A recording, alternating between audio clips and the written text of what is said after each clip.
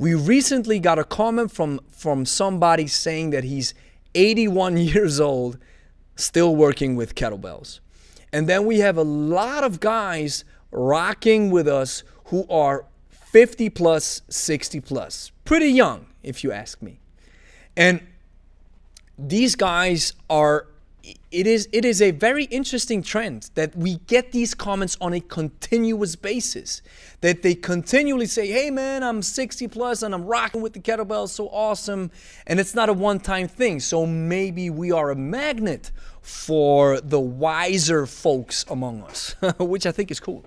Now the question, it's not easy to answer because I can tell you from experience with my father. He's 81 years old and he has Parkinson's disease. Thank God, not as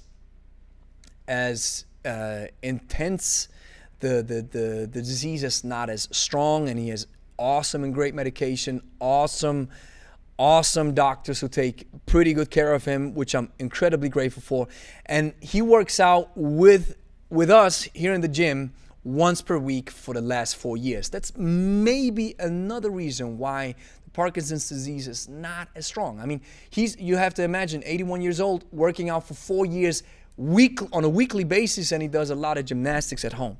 Now, with that being said, he has some trouble with his spine, and he has some trouble with the hips, and he has some trouble with the coordination. And we have two more folks in here who are 70 plus, who need a lot of foundational work first before we can tackle the kettlebell. At least that's my opinion. So 70 plus, not having no experience, we do basic work first, some grinding lifts first without the kettlebell before we tackle the ballistics. Because this is something that I've seen as well. People who are a little bit older, they have some trouble and some problem with the coordination. When we, for example, do some shoulder work, some shoulder mobility, all right, some shoulder circles, they use their elbows as well. So they don't know how to handle it. For example, alternating shoulder circles, they don't know how to really trigger those muscles. So it looks strange, and they look at themselves in the mirror thinking, oh, hey, how do I do this?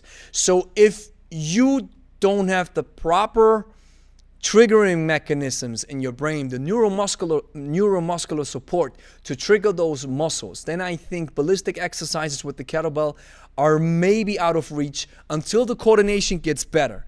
And some people maybe at a certain age level, like my father, who is pretty restricted in his movements, I don't think he can do a kettlebell swing. It's probably too intense for him, but we can do other great stuff, other ballistic, and that's where the ballistic exercises come in, and he's doing pretty fine. And for example, the prowler push with a heavy prowler where he just has to push and walk, or a farmer's walk where he has to walk and not do a lot of coordinative efforts.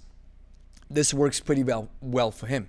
That being said, if you are feeling fine and you have good coordination and you're working with a good coach, you're 60 plus, you're 70 plus, and you're feeling strong, you're feeling fit, I think kettlebells are made for you. And sometimes maybe, I think it's context. So hard to answer this question, say, yeah, it's good for everybody. I think it's always a matter of context, and it's always a matter of coaching.